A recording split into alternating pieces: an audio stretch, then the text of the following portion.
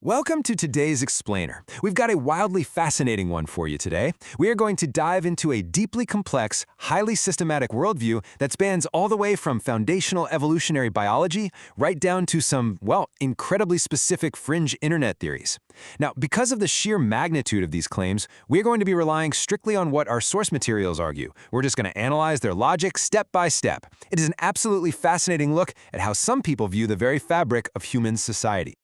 Okay, let's dive into this macro to micro journey. First, we'll look at the biology of hierarchy, then move into time, wealth, and power.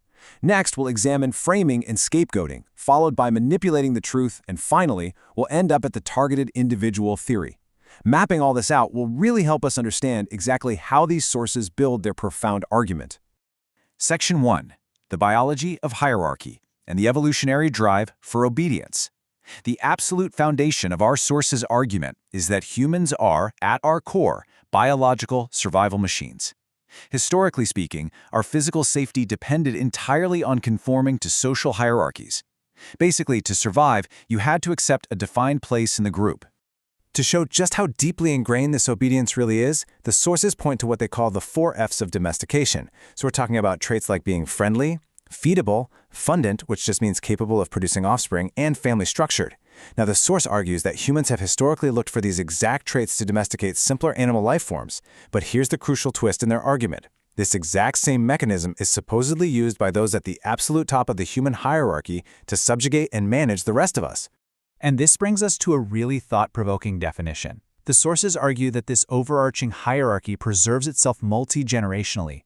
But it's not through some rational logical evaluation by each new generation. No, it's done through generational trauma. This means we are constantly replicating the behaviors, anxieties, and conditions passed down from our ancestors.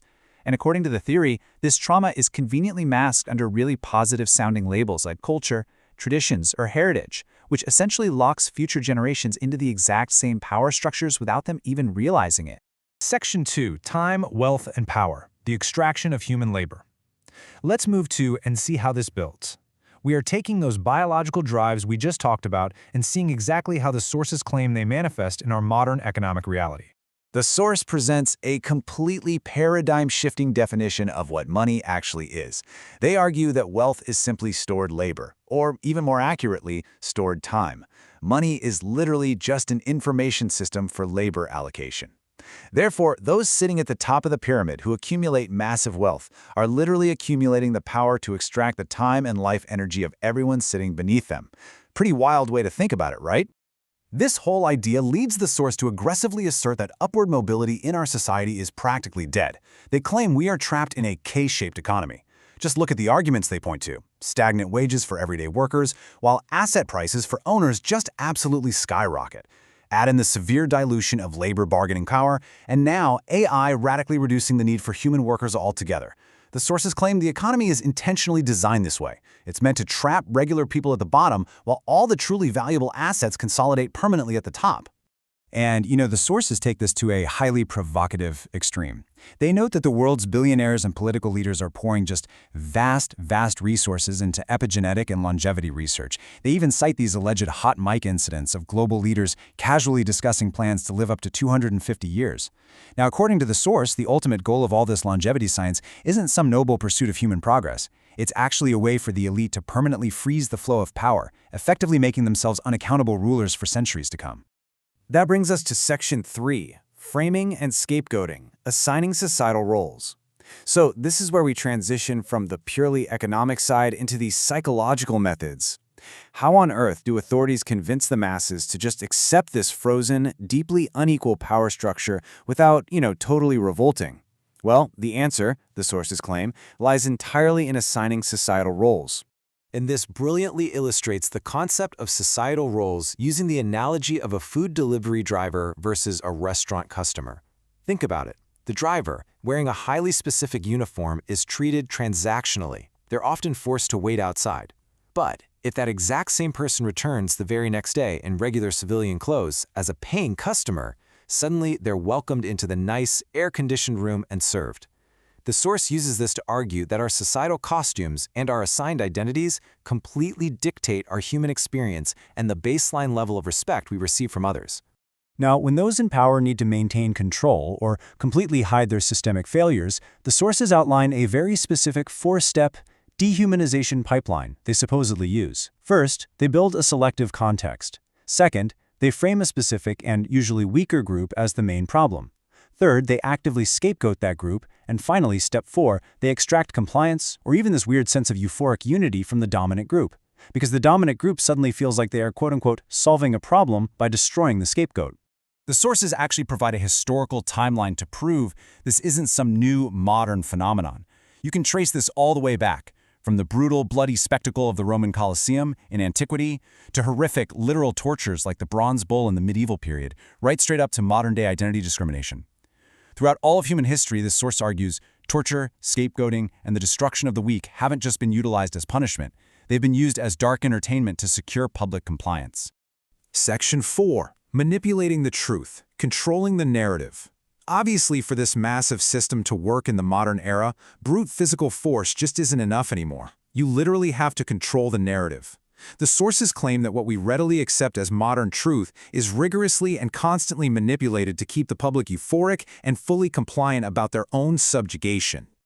The sources identify several highly specific tactics used to achieve this level of control. We see rigged media outlets exclusively owned by the elite, massive PR teams dedicated entirely to constructing emotionally manipulative language, and even everyday psychological tricks like price anchoring. But ultimately, the whole shebang is about framing context through tightly controlled storytelling. Why? Because humans base their actions entirely on what they genuinely believe to be true. So controlling the truth literally means controlling behavior. The sources summarize this sort of psychological containment with a really powerful analogy. They state that human potential is curbed, quote, like a flea in a jar. Have you ever heard of this? If you put fleas in a jar and screw the lid on, they eventually learn to only jump exactly as high as the lid. And here's the crazy part. Even when you completely remove the lid, they and their subsequent offspring never jump higher than that artificial limit ever again. The core argument here is that narrative manipulation effectively blinds populations right from birth, artificially limiting what we even believe is possible. And that funnels us down to Section 5, the targeted individual theory, the micro level of total control. Here we are looking at the absolute most extreme conclusion presented by our sources. We are getting into the really fringe claims of exactly how the hierarchy manages isolated individual threats. Now, what's really interesting about this slide is how the speaker compares the day-to-day experience of a targeted individual to the Jim Carrey movie Liar Liar, where the main character is just magically forced into absolute uncontrollable honesty. The theory alleges that targeted individuals are subjected to technological and psychological surveillance that is so incredibly extreme they are actually robbed of all private thoughts. This places them entirely 100% at the mercy of their employers and society at large. To achieve this terrifying dissection of the human mind, the sources allege several really dark mechanisms of unaccountable control are at play. They point to high-level elite blackmailing, think the Epstein case, total global data harvesting specifically for personal leverage, and historical psychological operations like the East German Stasi's Zersetzung tactics, which were literally designed to invisibly erode a person's entire life. They even bring up supposedly modern remote neural monitoring. The overriding claim is that these extreme methods isolate specific individuals to ensure the top of the pyramid remains permanently and safely unchallenged. Our sources really paint a picture of a world where biology, economics, and intense psychological warfare are perfectly aligned to maintain an unbreakable hierarchy. So the crucial point is the incredibly provocative question they pose at the very end of this journey. Are we truly the authors of our own reality, or are we merely actors, wearing assigned costumes, conforming to a script designed entirely by those sitting comfortably at the top of the pyramid? It's a remarkably heavy, fascinating perspective to unpack. Thank you so much for joining me on this explainer, and remember, keep questioning the context around you.